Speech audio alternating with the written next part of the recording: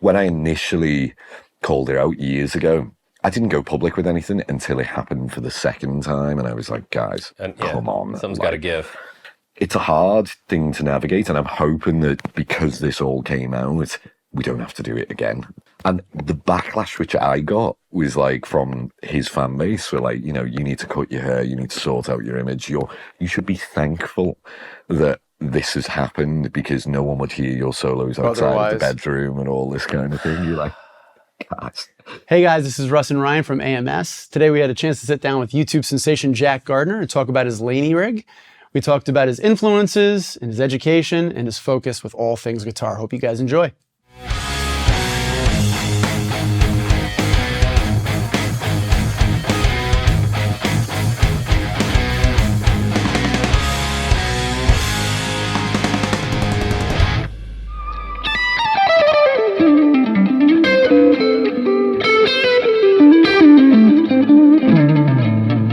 That'll hopefully If you need a minute to practice, maybe. My jet lag brain is like... I was noticing, too, the stark difference between the bridge pickup. Oh, you can hear... Oh, man, especially... But not so much in output. I feel like it's pretty even. But just fatness and snarl, I think that's pretty obvious right there. Goal kind of thing. But, I mean, is there something that you can't get... that seems to do all the tones you'd want? For me, it's like as versatile as possible. That was the thing with the Hyperion's that I couldn't do. Like, I couldn't get the Strat kind of... you know, the double Cory. Still, exactly. That was not really a possibility with the Hyperion's, whereas this, because it's vintage kind of. And don't worry about that hum that happens to everybody here. Oh, really? Yeah, okay. It's Gremlins. It's our little signature annoyance. Let me actually get rid of this. That probably doesn't help. We had I didn't even think that was a factor. Oh, we get like a little weird, you know, the interview. Yeah. Oh, yeah. Well, you ever take your TV remote and put it in the pickup, and it'll go? It's like a Tom Morello thing. No way. Oh yeah. Next time you're sitting at home, if you're just playing on the couch, put it'll. And it works. Yeah. It's pretty wild. Yeah, the only thing which I think some people complain about is they say, "Oh, because it's not 22, you don't get that bell." The harmonic note. Sure. Yeah. Right. Yeah. It's like, does anyone actually care in the audience? You know, like it's the one guy going there, they're going, doesn't sound exactly. He's a good player, but he didn't have that harmonic note. Yeah, exactly. Does he miss you outright? Next. Well, I assume that the easiest question to go about this, because I'm fascinated about the whole idea of being, you know, as big as you are on YouTube and influencing. I know. I'll shock you. But hey, you lazy. We talked to Charles about this the other day too. Charles Bear 2, Hong Kong. He didn't have a plan B. Did you ever think about it? Like, you know, was there something else you were going to do? Should this not work out? You know, I was actually in school wanting to study English literature. That was like the big thing. And like when I was a kid, I come from like a really poor background, so like really working class. And they put me on this thing called like the Oxbridge program, which is like supposed to help like kids from that kind of background into Oxford and Cambridge. So that was always my goal until I was about 13. And then I was like, you know what, guitar is going to be the thing. I'd started doing like function gigs, covers gigs and stuff like that to earn money on the side at 13, 14. And then that just took over like as the years went by. So no, not really. Like, your priorities radically shifted from 13 on. Literally, it was like, that is the focus. And the funny thing is, like, my dad, he was a musician when he was younger. He'd been in bands in the 70s, and he was like, no, it's not a career. I was going to say, was he afraid for you? Yeah, massively. Like, he wanted me to do the studies. I mean, he was kind of supportive when he saw that YouTube was like a thing, and I think it was when the first kind of like endorsement deal came through. He was like, oh, maybe this is different. But I'll never forget one thing. Like when I turned 16, I'd been invited to NAMM show with Ibanez guitars. And I'd said, oh, Dad, look, they've asked me to go out and play for them. And he was like, people like us don't go to Los Angeles. And that, like, you know, I was like, are you serious? Oh my God, yeah. Well, he didn't want to let me go. He was like, come on, like. 16 was a big year for you, though, right? I mean, that's where you got connected with Tom Quayle, too, right? Yeah, exactly. Like, it all kind of fell into place. And Tom, like I reached out to him via YouTube or one of those forums, like Infinite Guitar, I think it was back then. And, you know, I wanted lessons from him. Like that blew me away, discovering Tom Quayle, Rick Graham as well, Guthrie, you know, all of them. There seemed to be like an English contingent of players who were all probably around my age now when I was 16. But Tom, he invited me over. We did like 4 private lessons or 5 private lessons. That changed everything for me. Did you tune the guitar to his as well? Or, I know he uses for real, all fourths. yeah. Or all I fifths. tried for about 30 minutes and I was like, this is not going to work. That's the thing. It's so weird when he does it. I watch him play and he's so good. He goes, he's like, I feel guilty. I feel like I'm cheating. I'm like, no, you're doing okay. Yeah, he'll be all right. He's all right. Yeah. But I'm sorry, continue. You know, so. I think the thing for me with that tuning was I realised I couldn't play things like Sweet Home Alabama and stuff like that, you know, just an open ears. This, all of a sudden, I was like, I'm going to get sacked from every gig I've got here, you know. And I remember I told Tom, and he was like, why did you even try? He's stupid. He was like, you played guitar in standard for so long. He was like, this is a complete switch, essentially. And I can see why it works. We both use like the intervallic visualization thing. For him, that means if he's playing like a perfect fifth here, it's always going to be the same. But for us, we've got that like tricky thing here. But what I found for me with my playing was that I lost when I switched to those fourths tuning for like a little bit, all of the kind of pentatonic vocab disappears because you're going back on yourself. So anything like is all of a sudden, which doesn't that's feel, jazz. Yeah, maybe that works in certain contexts, you know. But yeah, I just decided, no, I'm going to stick to standard and then keep it this way. But yeah, he's playing, Rick Graham. They used to invite me over to Leeds, which is like a 1-hour journey from Liverpool on the train, and we just jam. It was one of those, seeing them do it in 3D. Like when you watch the videos on the internet, you're like, this is impossible. The technique is just way too difficult. Like, you know, how do they actually do it? But seeing them in like real life and watching like how little they pick or like how little pressure they push down with the left hand for the legato stuff, that was like what taught me the most. I'm convinced it was just seeing that it's possible in the room. You know, we'd jam over backing tracks for like 8 hours and just drink wine, you know. It's like, that's pretty good to me, yeah. For me at 16, it was like, oh, this is actually not allowed, but you know, it's kind of cool at the same time. What kind of foundations did you have for those 3 years prior that you were able to even sit down with the likes of Tom Quayle and Rick Graham and be able to be like, yeah, let's jam? Like, I mean, I remember what my 16-year-old self would be. It would not be sitting down with those two. Yeah, dude, I felt like a complete beginner in those situations, but they encouraged me, you know. It would be like we'd take turns. The weird thing was about the jamming was it wasn't like we'd comp for each other. We'd stick on backing tracks for like 8 hours. You know, when you think, so you're all just ready to rip. Yeah. It's the weirdest way to do it. But like, that's fantastic. I guess you'd take 3-4 minutes at a time, and then the next guy would take over, and it was just that for like 8 hours on a Saturday afternoon. Were you tempted at one point to just play one note for like 10 bars just to see if? Because some memes came in. Yeah. We'd like trade jokes for sure. You know, I remember George Marios at one point. I don't know if you're familiar with his, playing a Greek guy. He's like a super shredder. And I remember him saying something along the lines of, he was like, who am I emulating now? And he'd sound like Guthrie. He'd be like, who am I emulating now? Alex Hutchins. And he'd be like, you know, you guys are on a different level, you know, from us. And we'd be like, oh, come on, George. And he'd be like, yeah, lower. Oh, wow. But Guthrie's known for his impressions too. I mean, dude, his kind of quotes and stuff like that's what I love the most about his playing. I think like when I was doing the covers gigs, I'd always try and get some of them in, you know, like Careless Whisper or like The Simpsons if it come together. Sacrilegious, I know, playing that over a Beatles tune, but not necessarily, because I think that gets lost in technique and playing, you know, really well, is that it always has to be a sense of humor to it. Think about it. I mean, Van Halen, Tommy Emmanuel, Steve Vai, all these guys still inject a really healthy sense of humor into the playing. Yeah. It's almost like taking the piss out of it, you know? That's it. I think in fusion that gets, or like, you know, the traditional fusion, that gets lost a little bit sometimes. Like, you know, we were talking about this with album names when I was doing an EP with a guy called Owain. He's like my brother from another mother. We're looking at like the title for it, and like all of the fusion stuff tends to be very intelligent and, you know, like Pythagoras, and, you know, like there's something related to maths or whatever. And we were like, what should we call ours? And he was like, Man's Redemption. Like, it's the most stupid name, but I think it's fantastic. Yeah. Actually, we were getting questions the other week because we like, what's the longest title we can fit into the Spotify submission form? Characters, like, character limit. Yeah.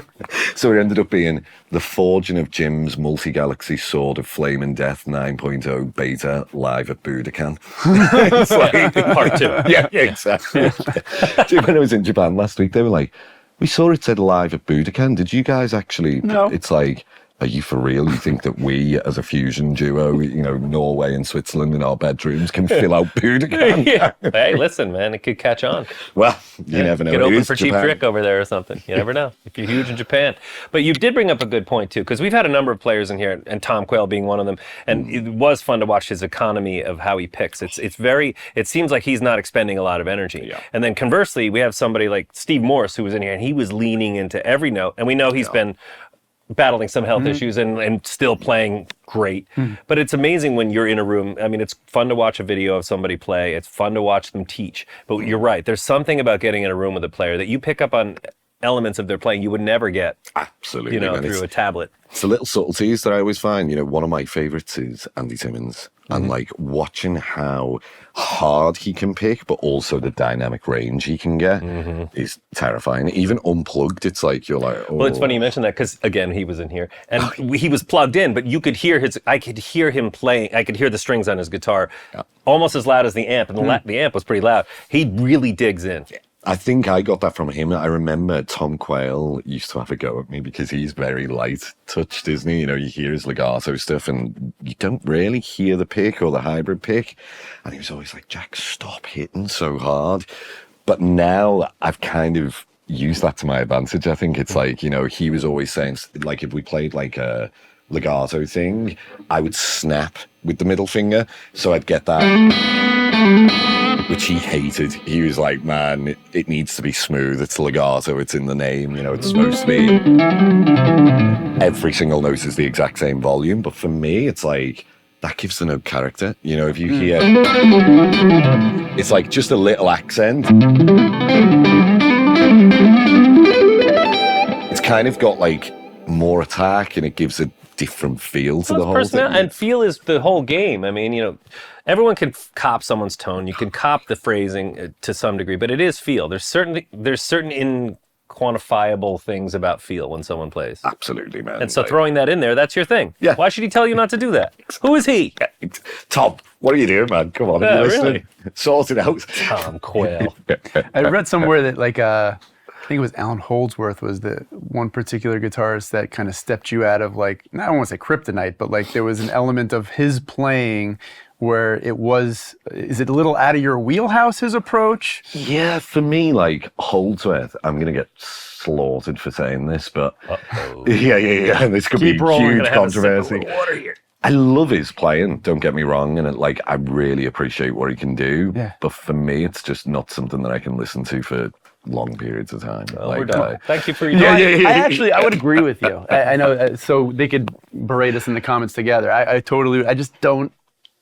can't connect myself with that. Yeah. It's preference, right? I mean, we all have our opinions and what we connect with. absolutely. I think as well, I think his fan base was the hard thing to deal with because he is God to them. Yeah. And if you say that it's not your favorite thing, you'll be berated. And it's like, you'll never reach that level. And it's like, I don't want to be Holdsworth. I want to be myself kind of thing, I think it's just because of the nature of the style.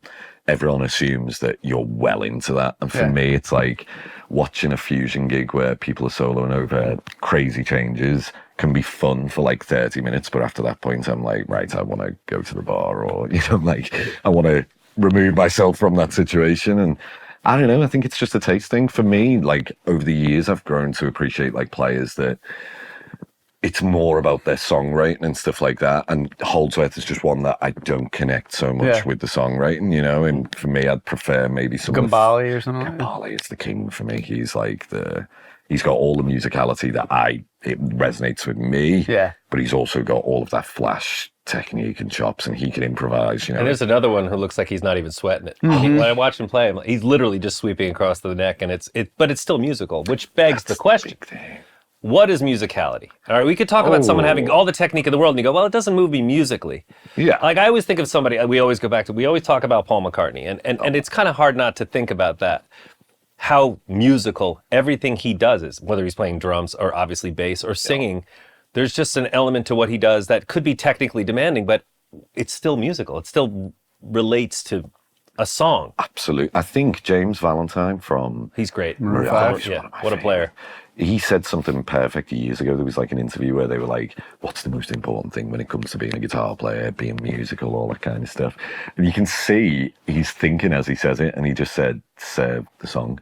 And that, for me, is gold dust. I think that is the most important thing. In terms of musicality, what does that mean for me? I would say it's all about language and understanding how to fit in whatever scenario you're based in. So if you transcribe like a ton of blues players, then you're going to get that blues feel into your playing, the vibrato, the subtleties, the dynamics that they use. But that's not necessarily going to translate over a pop song in the same way. And it's all about like absorbing as much language from as many different styles as you can to kind of sound authentic in that. That's musicality to me. Okay. It's in the phrasing, it's in the dynamics, it's in the touch, it's in the note choice at specific moments over specific chords, you know. I mean, like, one big thing which I will never be is like a jazz player, like a straight ahead, you know, traditional guy, because I never studied the language and it never really appealed to me in the same way. So like my musicality over that, people probably hear our music and think, oh, loads of crazy chord changes, they must be into jazz. And it's like, no guys, that's a separate world. We've borrowed from it, but we've not got that traditional language. And I think that's the most important thing, is transcribing the guys that you think are the most musical in that style and seeing how they create lines, how they weave through chords, how they attack notes. That's musicality for me, you know, serving the song. Yeah, that's a good answer. Yeah. Very good answer. You Sorry, passed. man, that was Congratulations, you're hired. with jet lag, that's a bit hard to kind of comprehend in my mind at the moment, but yeah. It's true. I mean, serving the song is one thing, but I think someone, when they hear that sentence, they might think, well, he's going to underplay. And when someone tunes into what you're doing, they go, I want to hear him shred. I don't care about the song. I want to hear you like rip over the top of it. And that's fine too. Knowing your lane and knowing your audience is still part of being musical. Sometimes like shred is what's called for. You know what I mean? I think like a lot of people tend to think, oh, it's a load of notes, therefore there's no feel. Tell me that like Guthrie Govan doesn't have feel when he's playing. Tell me that when Andy Timmons goes for it, he doesn't have feel, or Paul Gilbert, or, you know, all of Frank Gambale. Like there is musicality all over that, like in terms of. But it's not their phrasing. one-trick pony. Exactly. And I get that there's times when, you know, you hear shredders and it's like, it feels like it's an exercise and stuff. But I think how they can fix that is just like listening to their subtleties to make their own voice. And, you know, you watch one of my favorite shredders at the moment. There's a young kid called Baxty from Chile. And you can clearly hear it's him. He's playing a million notes per hour kind of thing. But, yeah, I hear his voice. I know it's him when I hear it. Or Petrucci. We all know Petrucci when he shreds kind of thing. It's Matteo like, Mancuso is like that. You hear him play and it's like, it's fresh and it's different. It's still the same 12 notes, but there's his attack, the way, the choices he makes. Kotzen. Yeah, Richie Kotzen's a great example he's too. one of All my those finger biggest style fans. players. Yeah, Jeff Beck. I mean, when I hear that seems to be inimitable. And everybody, he's like Christopher Walken. Everybody, it's like, I'm going to do my Beck move here, and it's going to be good. And everyone has a different take on it. Yeah. Yet it's still not quite. it's not the same, is it? You know, It's like, not. Yeah, he was one of my favorites. Richie Kotzen too. Matteo now, I think, has kind of opened the world to that fusion thing. Like, I feel like with Matteo, he's bringing both the kind of traditional stuff, but he's got a real modern edge to it too. The amount of lines I've transcribed from him, like I probably owe him a royalty, you know. It's Well, speaking of. We could go there. Not yet. Not yet? All right, you Save it for later. Save it for later. Let's do it. You want to do it? Yes. So, I mean, obviously, we'd be remiss if we didn't talk about certain artists' kind of appropriating someone else's style or ripping them off outright. I mean, when you're on YouTube or whatever platform you want to be on, how do you go about protecting that? I mean, this has been a serious point of discussion over the past few weeks, I guess, or months since this whole thing came out. It's one of them, I never really thought about it before, because like the guitar community, if you want to call it that, is usually super respectful and everyone's kind of helping each other, and, you know, like everyone looks out for each other and calls things that are maybe wrong out. It's usually like sorted immediately. But with this was such a big thing that it made us all question, like, do we have to upload our YouTube videos to distribution services to get like copyright things on there to stop this from happening? I mean, for me, it was just such a shock. Like, I never thought that a solo that I did in 2013, where it was literally just a practice video, would end up as part of this huge controversy whereby, you know, stuff is being sold illegally. There's all kinds of question marks of where does it fall in terms of copyright laws and all this kind of stuff. It's a hard thing to navigate, and I'm hoping that because this all came out, we don't have to do it again. I think maybe it's kind of a good thing that it came out. But the thing for me, which annoyed me, was that there were so many smaller YouTubers, if you want to call it that, with not so many viewers, that were just basically being ripped off, and there was no way for them to contact and say, look, this is my thing. Yeah. And I think that's really a good thing from the community, that they've all kind of came together and gone, look, this is wrong. What you've done is not okay at all. Because when I initially called it out years ago, I didn't go public with anything until it happened for the second time. And I was like, guys, come on. Something's got to give. And the backlash which I got was like from his fan base, were like, you know, you need to cut your hair, you need to sort out your image. You should be thankful that this has happened, because no one would hear your solos outside of the bedroom and all this kind of thing. You're like, guys, been doing this job since I was, you know. Well, yeah, that's the same supportive guitar community we were just talking about. But, you know, you're right. I mean, I think what it comes down to is that sometimes things are done in full view of everyone. This person we're speaking of was basically ripping off a lot of people in front of everybody in real time. Yeah. And got away with it. It's like that guy who goes to Guitar Center and just shoves a guitar down his pants. Like he just walked out, and it was how brazen it was that it made it something where it was like, why didn't anyone catch him sooner? And he just was doing it kind of in real time in front of everybody, and everyone was like, you know, that sounds an awful lot like a Jack Gardiner exercise. And it was like, eventually you have to say something. Yeah. I mean, you want to support everybody. Everybody should win. That's the thing. And I think loads of us were too scared to talk about it for the fear of being labelled like haters. You know, I think within the musicians, like, community of like the gigging guys, we were all talking about it, and we were like, oh, it happened to you too. You know, and it was like a thing, but we were all like, well, he's got such a big following that if we speak publicly about it, we'll get sorted. Yeah. And it will look like we're just doing this to kind of bring him down. I was even chatting to a bass player friend of mine, I won't name him, but he was thinking about doing a video years ago. He was like, man, this needs to be called out because it needs to be stopped before it becomes a huge thing.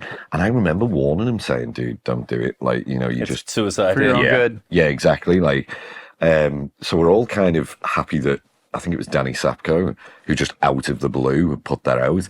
It was a shock, because we all knew that it had happened to a few of us, but then to see it so brazenly happen. And then it went to the Beato level. I mean, Adam Neely. And not to assimilate it to something much heavier, but it is somewhat victim shaming. You're the victim of this person taking your stuff, and you speak up and you say, hey, look. Yeah. No offense, I'm not looking for money, but that was something that I did. Yeah. And everyone's like, what do you know about it? It's like, but I'm the one who did it. I was the one affected directly, kind of thing, you know? And then somehow you get smacked down for it. Yeah, which is bizarre. I think it's like the internet sometimes, you just don't know how the reaction is going to be, you know? But I mean, in some weird ways, like, I'm thankful that it came out, because it put eyes on like us guys that originally played these solos. You know, there's a little more checks and balances. Yeah, exactly. Like, you know, I think the amount of comments or emails which I've seen from guys like, I had no idea about your playing, but, you know, thanks to Danny Sapko, I've discovered like fusion guitar in a different light and stuff like that, which I'm super appreciative of. You know, in some ways I'm like, should I be thankful that this happened? Or it's this weird moral thing in your head, you know? It's like... You wrestle with it a little bit. Yeah, there's like new music coming and I'm thinking, should I send it to him and he can steal that too? And you know, it's like, Maybe give you first crack at it. Exactly. Well, in terms of positive collaboration, I mean, even recently, Henrik and Cory, you've worked with them. And like, how do those projects kind of come about in the midst of your busy schedule and travel? And Oh, dude, I mean, that was something that we'd worked on with Neural. They'd sent out the feelers back in March, I think it was. So this was before any of that kind of scandal came about. And they just basically wanted to do a project. They wanted 3 players that were like different styles, but had worked together before. For me, that was a dream. Cory is like one of my biggest influences. And then obviously with the kind of relationship I had with the Dirty Loop stuff and Henrik, it all made sense to get us all together. I mean, that track, it was one of them. I wrote that the week before they were coming because I knew I only had one day and they weren't replying to emails. And I'm thinking, guys, we've got a week before you get here, let's do it. So I'd written it with like both of those players in mind. So a lot of the lines I was like, and the demo, maybe I'll release it one day. Like, I was trying to play like Cory, like going, dude, can you do something like this? And with Henrik, like I'm programming his kind of slap ideas. Obviously they make it 100 times better kind of thing. But that was so much fun. It was like a dream. Those players, even though they're, you know, well established now, they were heroes for me 10 years ago when I was first getting into this stuff. Dirty Loops in particular, like they are, I think, the biggest influence on my playing and how I try to write these days now. So it's like, how does this come about 10 years later, you know, where we're actually in the same room and able to just like jam and show each other some tricks? Like, it, honestly, it was a dream. But talking about Dirty Loops, like there's so much new things coming in terms of music for me that I don't know when this video will go out, but you'll see some collaborative It's on live stuff. right now. We're live. Oh, we are live? Well, there we go then. Giving away the secret, November time, you know. Oh, you didn't know that? Yeah. No, but some collaborations with them and some other players that I've mentioned, I'm sure by the time this is out, like Andy Timmons, he's been a huge influence for me in terms of phrasing.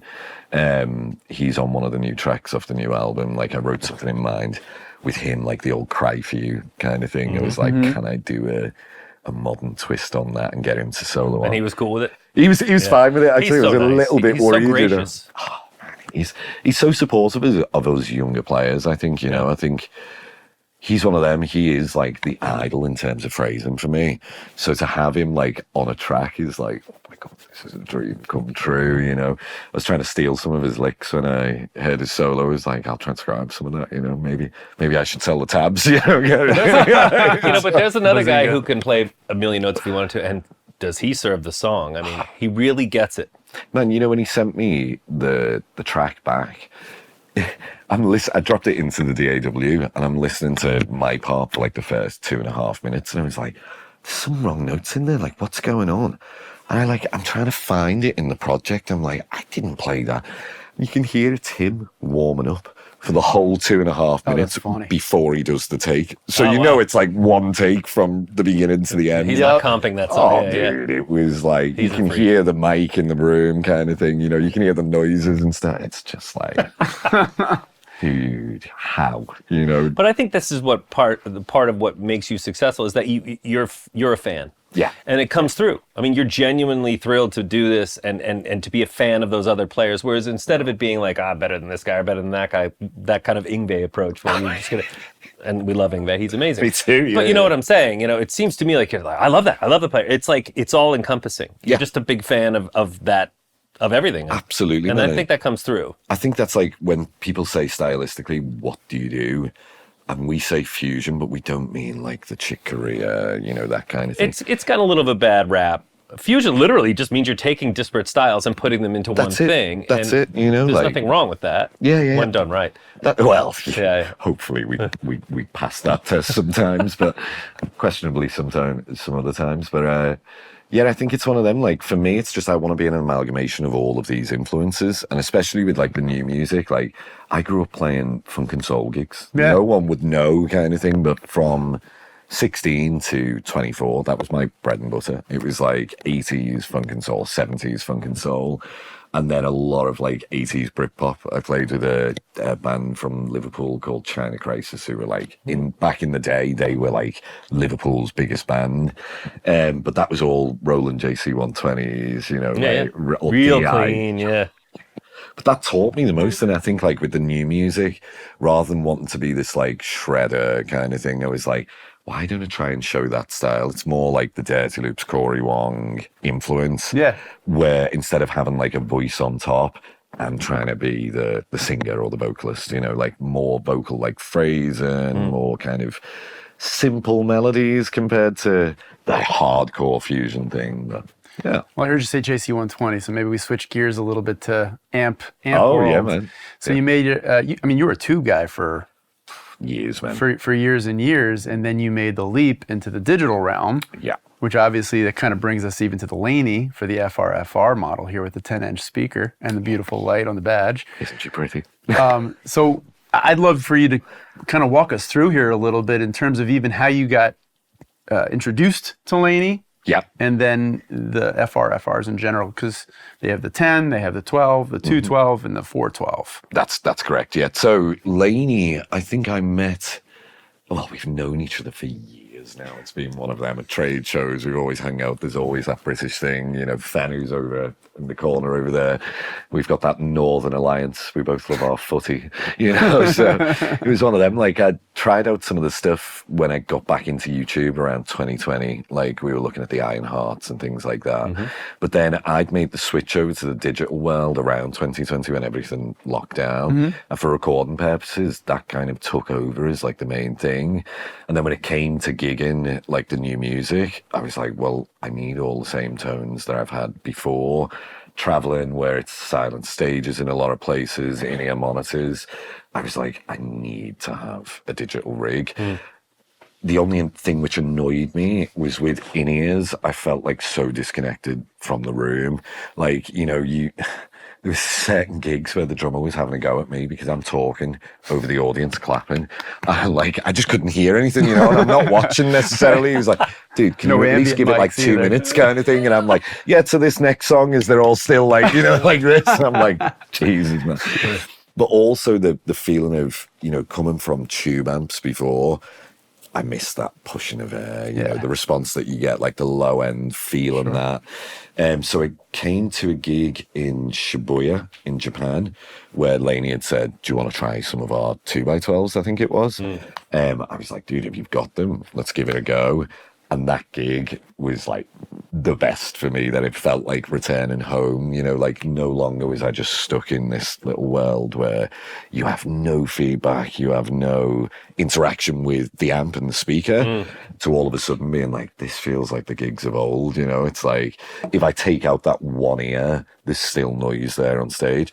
And obviously not every gig allows for that now. Sure. But if I've got the option, it's like, I want these behind me, at least the 2x12s in stereo. For me, I want to hear those ping pong delays and all that kind of thing. So this new one that they've just brought out, I mean, I only saw this for the first time yesterday in real life. This thing is like perfect, I think, for those guys who are in the digital world or just entering into the digital world and they're not quite sure what they want to do yet, if they just want to go direct. I'd say if they've come from tube amps before, this is the perfect way to kind of feel if you can do the old school thing. One thing which a lot of guys don't realize is that, like, when you're using in-ear monitors, getting feedback is nearly impossible. Like, it's just, there's nothing to interact with, really, is there? If you put your ear right by the wedge, yeah, you might pass out, but exactly. you'll get feedback. It's personal That'd feedback. make the gig more enjoyable, you know? It's one of them, like, there's been times where I've hoped for that. But, I mean, in terms of the response, though, from this thing, it doesn't colour the tone in any way. I've tried some FR stuff, which it's like, feels like the high end is like over pronounced or like it squishes the tone in some ways. Like, this is just completely transparent. And that's a buzzword. I mean, we talk about transparency in so many different things, whether it's a microphone, an overdrive, or whatever else. And it's supposed to be flat. That's the point. And I agree. I think Laney they seem almost restless in their pursuit of taking something as convenient as digital and making it feel real. tube-like. Yeah, And yeah. I think that they've succeeded because I think other people will go, well, we want it to be convenient, but you're missing all the feel of it. That's the thing, and I think like the whole thing with these that makes them stand out is like the wooden cab. That's like a big thing. It feels chunky. It feels solid. You all Ow. right there? Yeah, well, I'm a delicate. I'll lend you a finger if you want. yeah. I'll cry later. But like I mean, they're not crazy heavy, but they're still chunky enough to feel like they're durable. You know, they're going to survive a tour.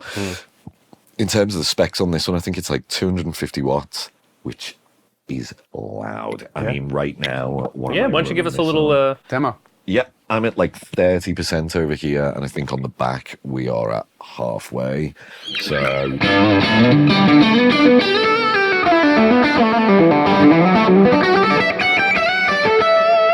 Can I push it a little bit more? Do you think? Is that a Giacomo riff? Yeah, exactly. Yeah. Giacomo Gardiner. If we go to like 75, I apologize in advance. No, I'm not that old. It's crazy. Isn't it?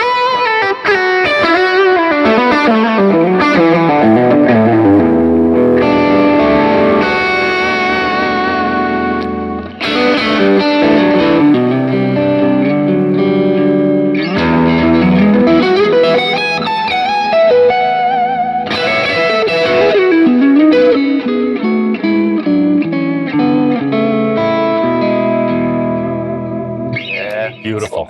No ear fatigue. Like, that's loud and it's glorious. Yeah, I don't want to run for the hills. It's not pokey, is it? No. It's not like too much top end. Right like, next to it. It sounds fantastic. I mean, even if I give you like my clean tones have a lot of false top end in there to kind of cut through, especially if we're doing like the dirty loop style stuff. Like I have tons of compression at the front because I want every note to stick out kind of thing, especially when we're fighting with keyboards and all those layers of harmony. This should be kind of a little bit offensive at the top, but if you hear it,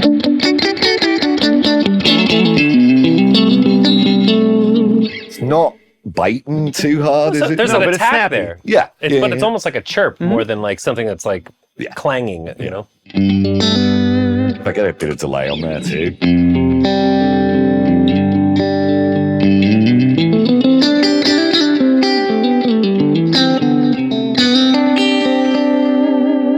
It's not offensive, is it? Like it's not at all. Blowing your head off kind of thing. No, it's fantastic. What I love though about it too is like, say for me, like my main lead sound is kind of based off of like a AC30 type thing. Okay. I want it to be as dynamic as possible. So if I run full volume here, you can hear a little bit of the noise. No, well, hey, that's the room.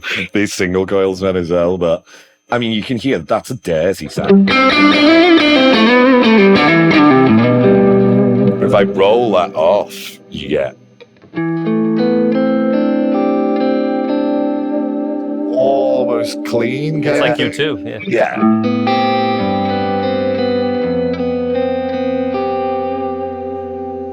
Even a little bit more.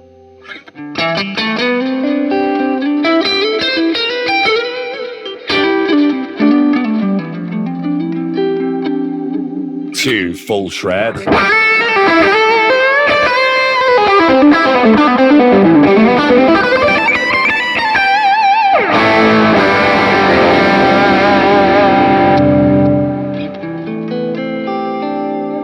So did you say you're going through like a Vox-ish type of Vox type so amp, yeah. If I Chimey, believe on the Laney right now, we have it set to the FR setting. Yeah. Are you able to, I don't know if you want to turn off the cab, and if we moved it to the Yeah. 1x12 or the 4x12, because we have it mic'd up too. Yeah. Maybe it's just neat an A/B to see a little If bit they of can the hear it, difference. for sure. Just give me 2 seconds to change, because I think the capture which I'm using on this actually had a cab inbuilt. So let me just find it without that. It's funny.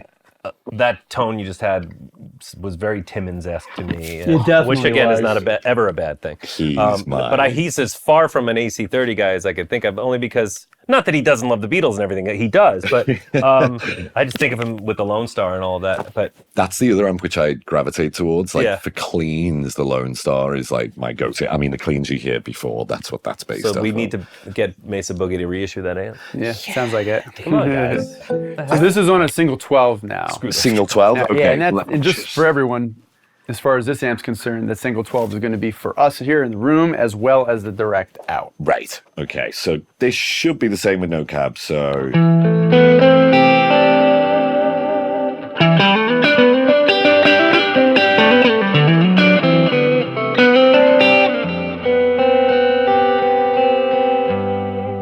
It's like a little bit less in your face, isn't it? But if that tone was, say, too bright in a certain gig venue or something like that, you could always flip this on and just see if it tames some of that harshness. Imagine it's like a full brick room. Sure. Yeah. That could be nice, actually. Because the room does dictate so much. So when you get something like this in there, it's like, well, we can tailor it to how you want. I mean, that's the beauty of it. Yeah, absolutely. So that was the... That was single 12. Right, okay. Do you want to do one more on single 12 and then I'll move it Let's to give it a go. So 412. something a bit more shreddy. Let me just see. All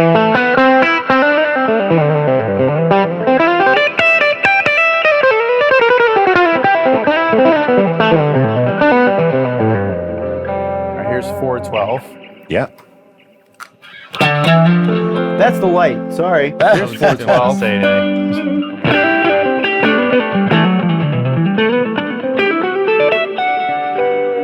That I can gravitate towards more, I would say. Lovely. Like Versus the single 12 in this case. Yeah, for sure. But it's so great to have that option. I mean, a lot of FRFRs kind of give you one or two things and that's it. Yeah. And again, Laney has kind of rethought that and said, what if you're in this room and this happens? And there's so many options with it. And for venue attenuation too, it's nice as, I can see back here. I have the single 12 version myself, and it's got the same thing on this single 10, which is the HF trim. So the high frequency, you're happy with your sounds and your patches, but you just kind of in the room, like you said, if it's a brick wall, you want to dial it back or you want to boost it up, you can just with the turn of a knob. Yeah, you don't have to change your patch. You don't have to, which could be a night. nightmare if you have a million patches or global settings, whatever. Yeah. So I'm going to flip her back to FRFR, and that would enable you to switch it back to your the original cab. tone. Yes, the original sound.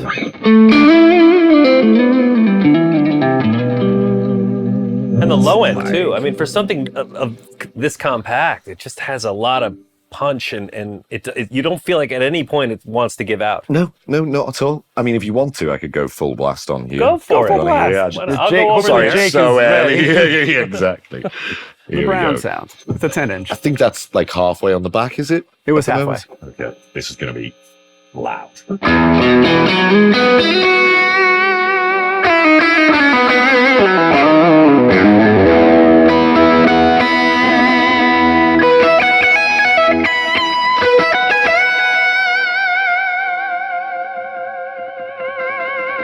That's that interaction that you don't get with Absolutely. the in-ears, like that whole...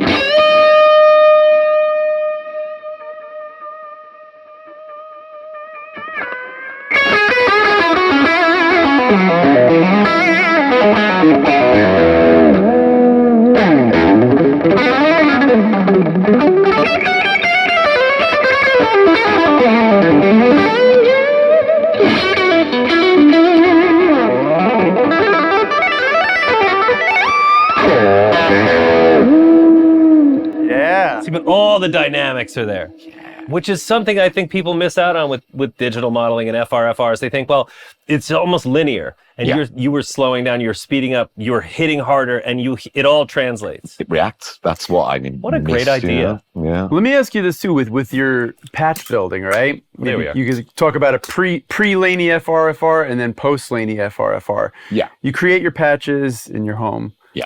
Translating them to the amp. Do you do like a check with your 212 at home? Do you from never had studio to live? Or Never had to. No, that's the thing is at home I use a pair of A7Vs, the add-ins, which are quite Those are great flat, aren't monitors. they? Yeah. And so I'd already set up most of my patches for lead stuff by the time they brought the amps to the Shibuya gig in Tokyo. And there's nothing that needed tweaking. It was just like, this sounds great out of the box. The cleans, I think I have checked at home once to make sure that they're not too pokey, like I was saying before, or like the high end is not too really harsh. strident kind of sounding, yeah. But it sounds fine to me. I've never It's almost like you don't have an excuse to sound bad anymore. yeah, that's the thing. You know? Because it used to be like, well, I couldn't bring a tube amp with me, so I brought something digital, and the convenience was there, and you're like, oh, it's okay. But now it just sounds so good. And it's almost like if you, and especially you do your homework, it's like, if you dial it in right, there's no reason it should sound bad. So you'll do them on the Atom Audios, dial it in at home, and then you'll go blind into a live Literally gig and just know that the Laney will be able to translate it just as you intended. Just volume. That's literally all I do on the back, you know. That's more of a testament to the cab than it is. Absolutely. Well, and I think we've talked about this, how important a cabinet and a speaker is to you could have all your patches and everything dialed in, your pickups, this, that, and you switch out to a different cabinet and a different speaker, it's a different world. And it reacts well, you could hear when we switched before with like the lead sound.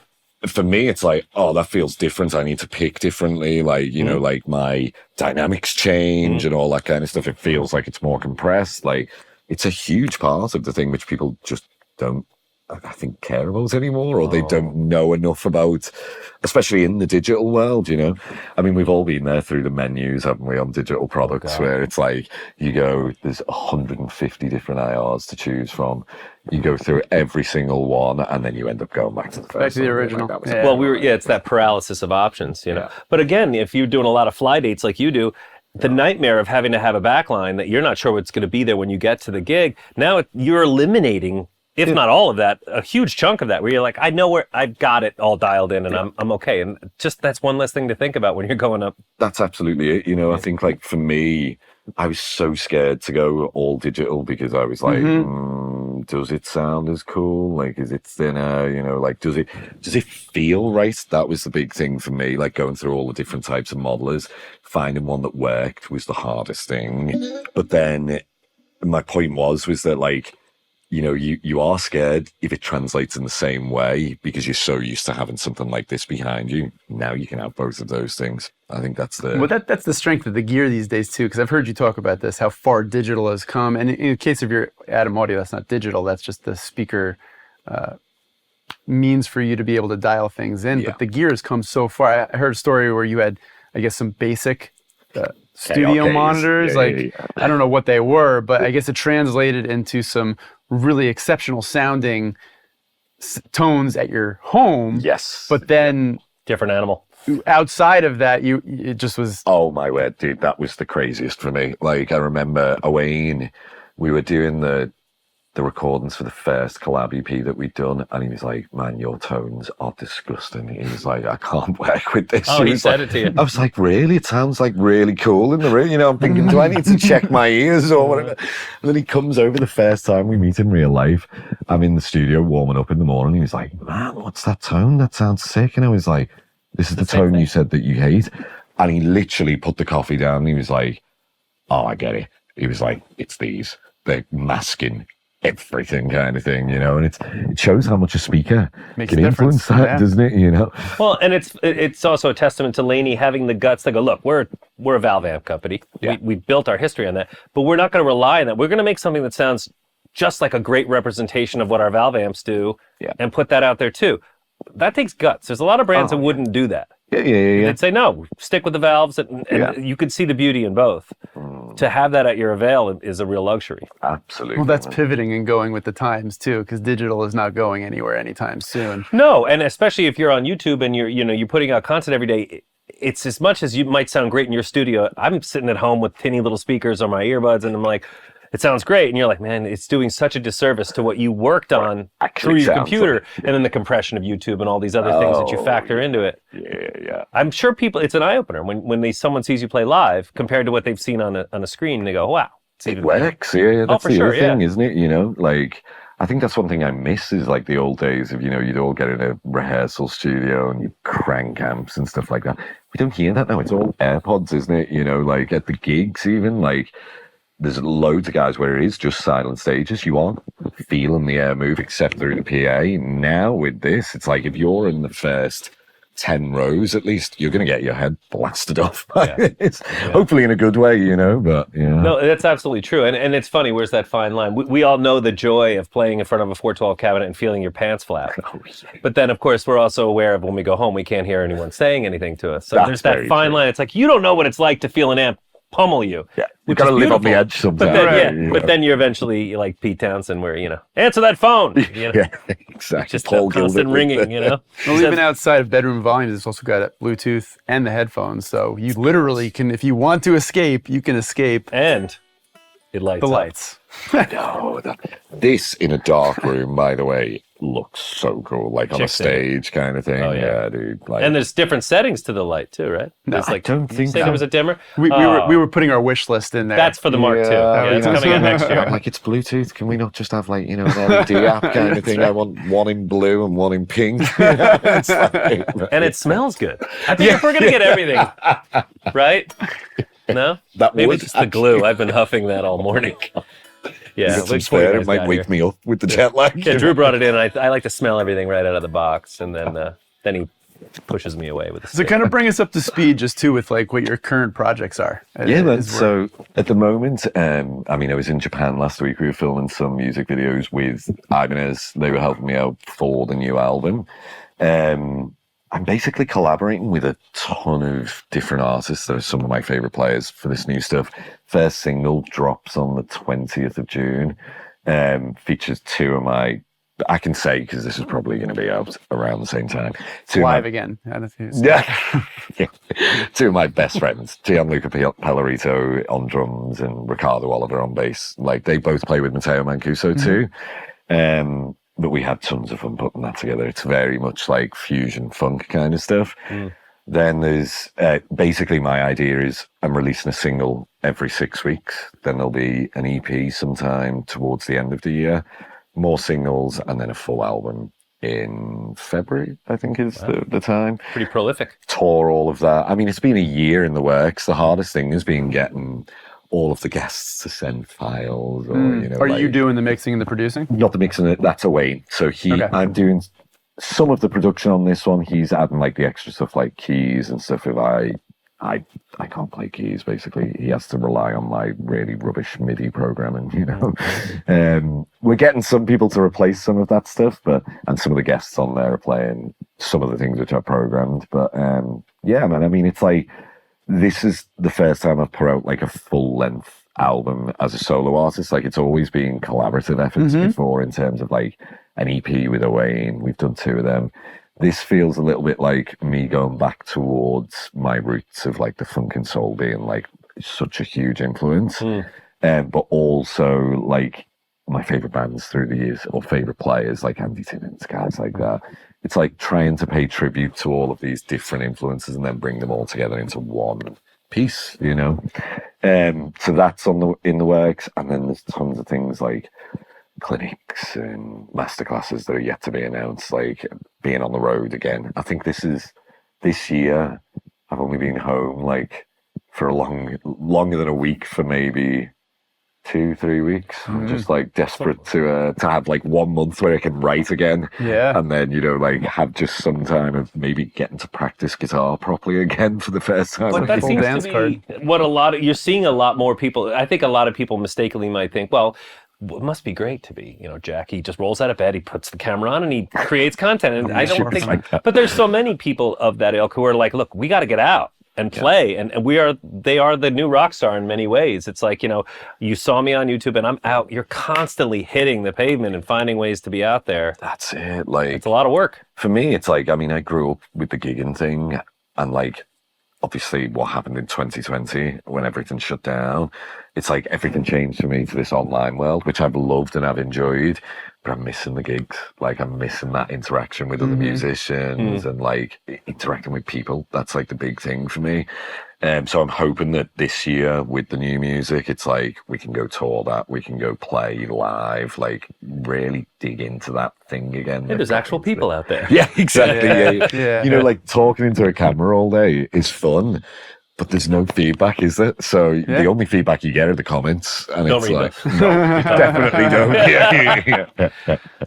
So I'm hoping that that's kind of the next year, and then we see what goes on from there. There's like loads of cool stuff coming, like masterclass wise, that I've worked on. Like the teaching thing has kind of changed my life. It allows me to have time to do the music and what I want to do in the background. So there's a couple of those things coming out, but really it's the new music that's the focus, you know. No, that's great, man. I love to hear the education side too, because Charles was the same way from the other day. This whole kind of pay it forward thing. You had your mentors that poured into you, and then you're pouring that, you know, into somebody else to pass along the magic to inspire them. That's the biggest thing I think for me as like a player. I love teaching as well. Like that's always been a thing since I was younger. And if I can see that like one player has got something from one of my masterclasses, or I get an email, that's like win. done. Yeah. Huge. I think that sometimes means more to me than someone enjoying a song, you know, because it's like you feel like you've been part of someone's life. You touched them in like a certain, you know. Hopefully not in a bad way. Yeah, I was like, That was supposed to be your joke. Like, I lobbed that over for you. I was thinking about love it. that That's for you. I was low-hanging like, fruit. I can't let that go. Being from Liverpool, that is like. We'll let that slide. Yeah. Would you play us out? Yeah, of course. Well, man. thank you for coming with us, man. We really appreciate your time. Thank you so much for having Yeah, me man, on. this guys. is great I to feel like have we you. can keep going on and on. Oh yeah, get We'll some talk after coffees this, in there, and then or wine if you wish. beer. All works. What do you fancy? Something clean or something dirty or Whatever you want to do. Something funky. something funky? Yes. Okay, let's see what we can Because do. you come from that background. I want to hear something funky. Yeah, man. We could play. Should I turn down a little bit? Though? Not at That's all. gonna- No, I'm enjoying it. Are you sure? Absolutely. For sure. Yeah. Maybe we could try. Yeah, do you guys know this one?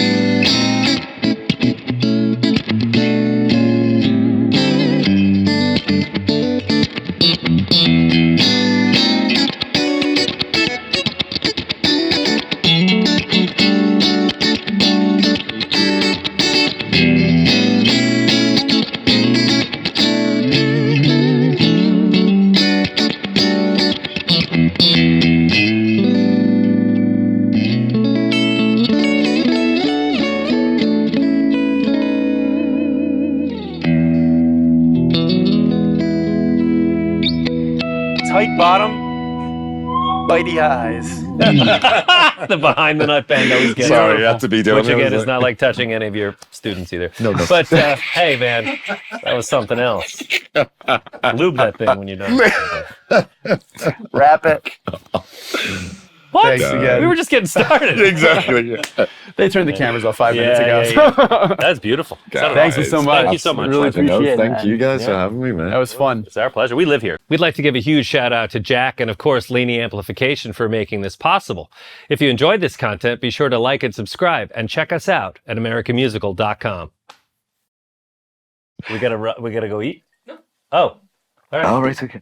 Well, yeah, that's what you came here for. Oh, dude, Yeah. The granny as well. Oh, there's a drunken grandma. Drunken grandma. Yeah, there we go. Yeah. Yeah. I don't know where we were going.